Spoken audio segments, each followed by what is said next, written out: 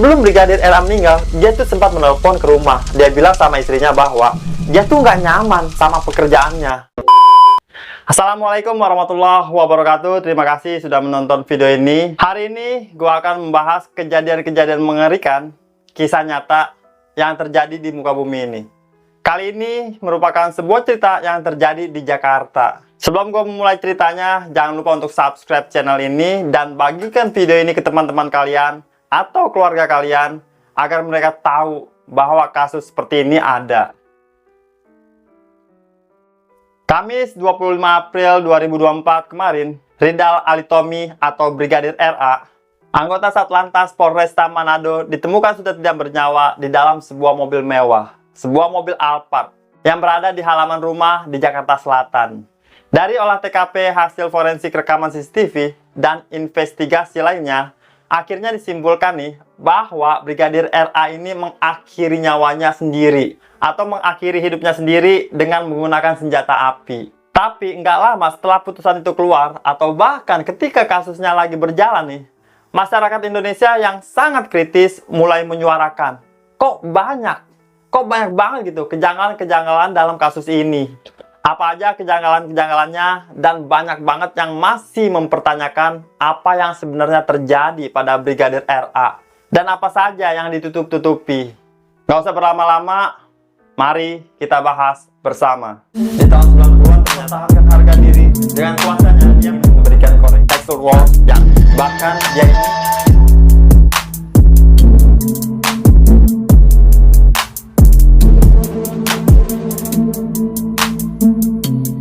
sebelumnya, gue mau menyampaikan bela sungkawa kepada keluarga yang ditinggalkan. Apapun yang menjadi alasan, tentunya untuk orang-orang yang ditinggalkan ini adalah sesuatu yang sangat berat. Semoga diberikan Allah Subhanahu wa Ta'ala ketabahan dan juga semoga segala kebenarannya terungkap.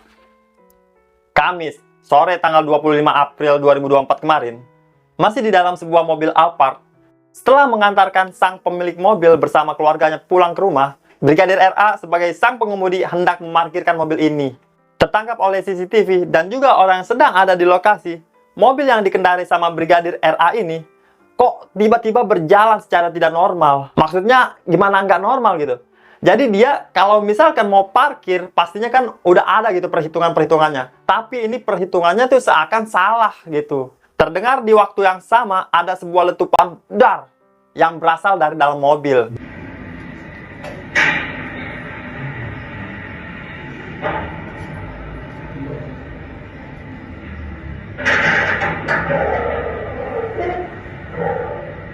Dalam CCTV-nya juga kalian bisa melihat orang yang kebetulan ada di lokasi yang sama kaget melihat mobil yang dikendarai sama Brigadir RA menabrak mobil mewah lainnya.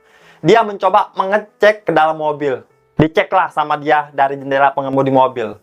Raut kaget itu bisa kelihatan banget gitu dari wajah dia sebelum dia lari dan mencoba memberitahu seseorang. Akhirnya datang orang lain yang tiba di TKP dan langsung membuka pintu penumpang. Lagi-lagi kalian bisa melihat kayak kaget gitu. Ketakutan dari wajah mereka, semua terlihat seperti itu karena mereka melihat adalah Brigadir RA yang sudah tidak bernyawa dengan luka tembak di kepalanya masih di dalam mobil yang sama. Muncul lebih banyak orang sampai akhirnya mereka, orang-orang yang ada di TKP, memutuskan untuk melapor ke pihak yang berwajib.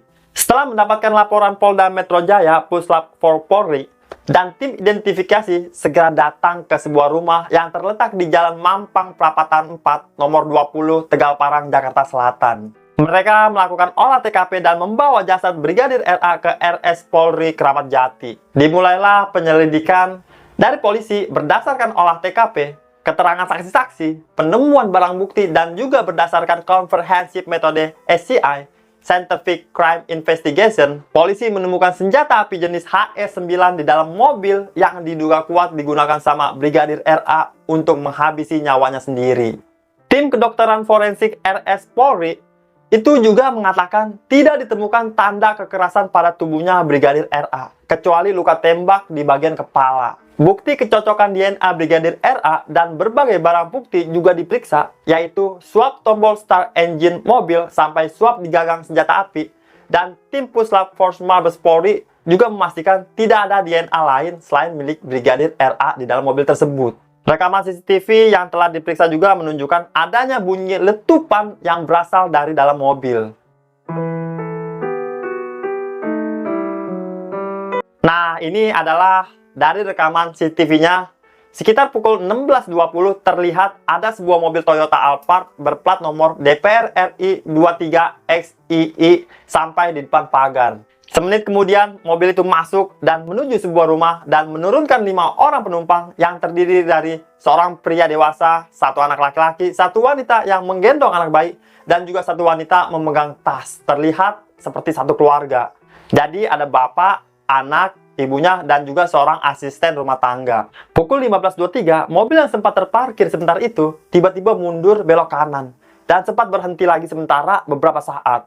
Di jam 16.24 terdengar bunyi letusan. Bunyi itu kemudian dianalisis dan dipastikan merupakan suara letusan senjata api. Setelah itu, mobilnya jalan lagi ke kanan sebelum pada pukul 16.24 berhenti setelah menabrak mobil putih yang terparkir. Nah, ini kayak tadi yang kita bahas. Ada yang mendekat ke mobil berlari memanggil orang. Orang itu datang untuk mengecek dari pintu sebelah kiri. Lalu beberapa orang lainnya datang juga. Dan setelah kejadian ini, pihak keluarga itu langsung dihubungi dan dibawa ke Jakarta untuk melihat langsung rekaman CCTV dan juga kondisi dari jenazah Brigadir RA. Dan setelah melihat CCTV juga melihat kondisi jenazah, pihak keluarga memutuskan untuk tidak melaksanakan proses otopsi. Dan karena tidak dilakukan proses otopsi, pemeriksaan terhadap jenazah telah selesai dilakukan. Jenazah Brigadir RA pun diterbangkan kembali ke Manado dan diserahkan kepada pihak keluarga.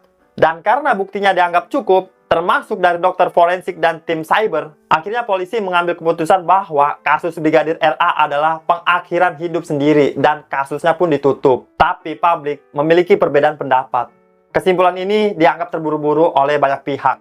Karena banyak sekali kejanggalan-kejanggalan yang masih dipertanyakan. Kita masuk ke kejanggalan-kejanggalannya. Yang pertama adalah keterangan yang berbeda-beda. Jadi, ditemukan bahwa ada keterangan yang berbeda yang diberikan oleh pihak kepolisian dan juga pihak keluarga mengenai kepentingan Brigadir RA itu ada di Jakarta. Menurut pihak kepolisian, Brigadir RA itu lagi minta cuti untuk menemui kerabatnya yang emang tinggal di Jakarta. Sementara menurut istri, Brigadir RA sudah 2 tahun belakangan suaminya tuh emang kerja di Jakarta untuk menjadi ajudan dari pejabat Polri. Suami itu ada berangkat dalam tujuannya apa di sana? Iya, di KU. Sejak kapan, Bu? Dari tahun 2022. Terus terakhir kali suami menghubungi ibu dari Jakarta sebelum kejadian ini kapan, Bu? Kemarin dulu yang sebelum dia meninggal itu masih ada kontak. Sekitar jam berapa itu, Bu? Sekitar jam sampai 5:30. Selama 2 tahun itu, Brigadir RA tuh dikatakan akan pulang sekitar 3 bulan sekali ke Manado untuk bertemu keluarganya. Tapi sejak dia ke Jakarta, terakhir di 10 Maret 2024, dia tuh belum balik-balik lagi ke Manado sampai hari dia berpulang. Nah, sang istrinya Brigadir RA itu bilang bahwa sebelum Brigadir RA meninggal, dia tuh sempat menelpon ke rumah. Dia bilang sama istrinya bahwa dia tuh nggak nyaman sama pekerjaannya. Bu, apa sempat ada pembicaraan yang mengatakan mungkin ada masalah kah, atau ada itu kah, kurang nyaman atau gimana dalam pekerjaan? Kalau kurang nyaman ada sih, kurang nyaman. Nggak tahu kurang nyamannya apa.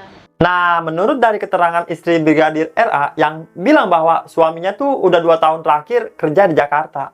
Itu sesuai dengan penjelasan dari salah satu tetangga rumah korban tempat dia kerja, IM.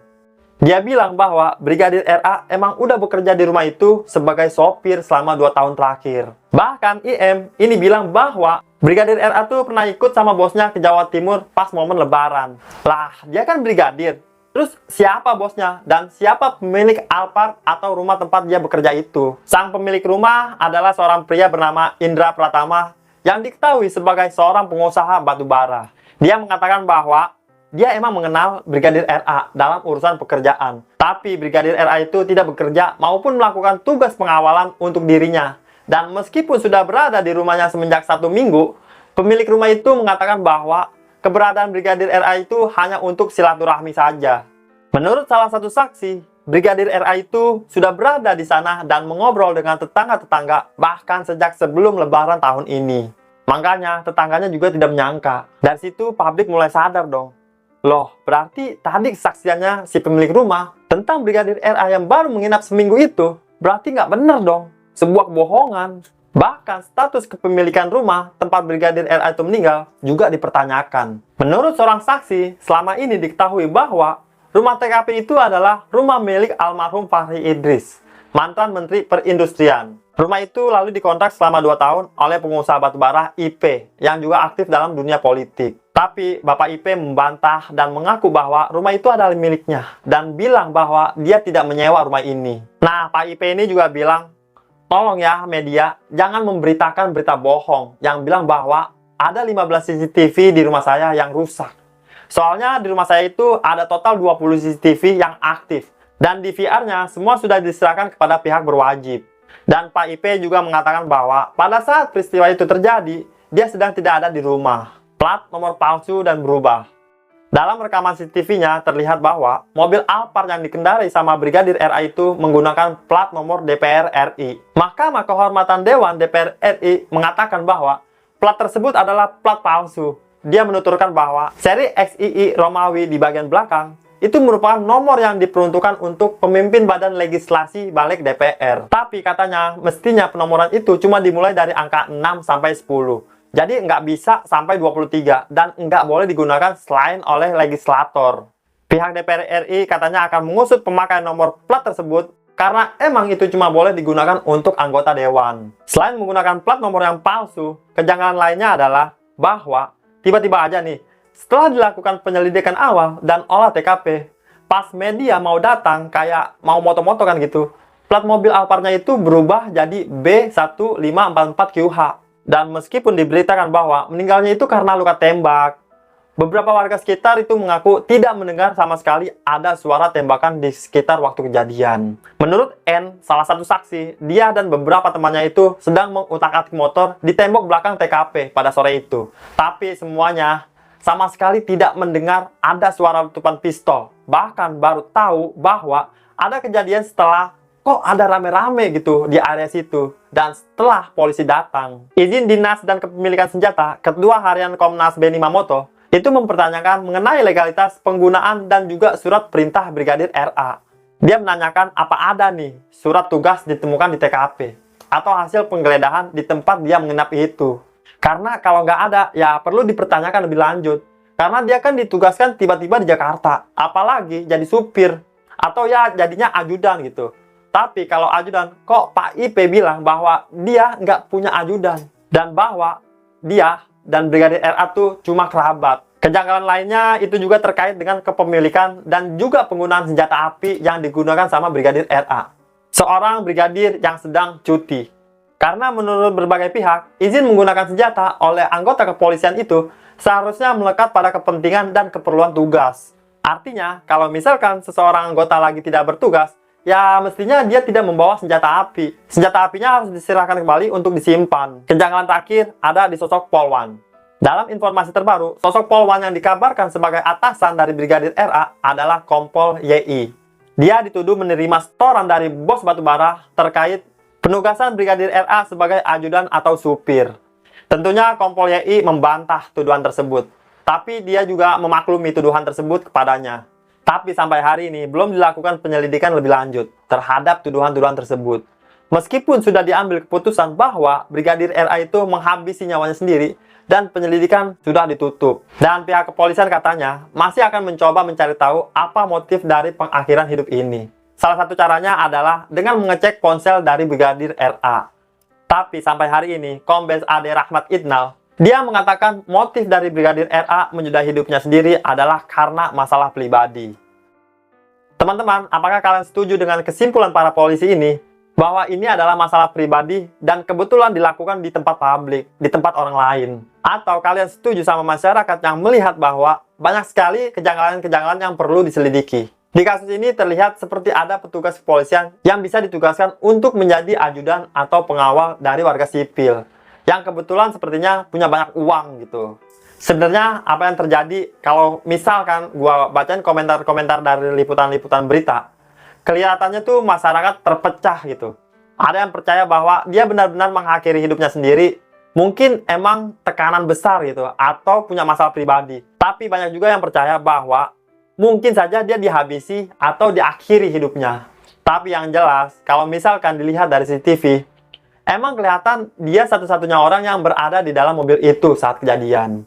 Banyak juga orang-orang yang percaya mungkin aja ada kecelakaan yang terjadi. Jadi mungkin dia lagi ngecek senjata dan nggak sengaja menembak dirinya sendiri. Ya, apapun yang terjadi dalam mobil itu sebenarnya kan susah banget ya untuk diketahui, karena biasanya dilihat dari CCTV luar, apakah dia benar-benar mengakhiri hidupnya sendiri atau ada sesuatu yang lain. Nggak tahu juga. Cuma yang jelas di kasus ini sendiri, banyak banget yang perlu diselidiki. Nggak cuma dari akhir hidupnya Brigadir RA, tapi juga kayak dari penugasannya. Kenapa seorang brigadir yang sedang tidak bertugas boleh membawa senjata api? Apakah ini normal untuk mendapatkan tugas di luar job desk seorang polisi? Banyak pertanyaan di benak masyarakat, dan gimana menurut kalian kasus yang satu ini? Mungkin teman-teman punya pendapat lain dan bisa dijelaskan di kolom komentar. Dan jangan lupa di subscribe karena gua sudah nggak sabar bertemu kalian di video-video selanjutnya. Gua Armando, Assalamualaikum warahmatullahi wabarakatuh.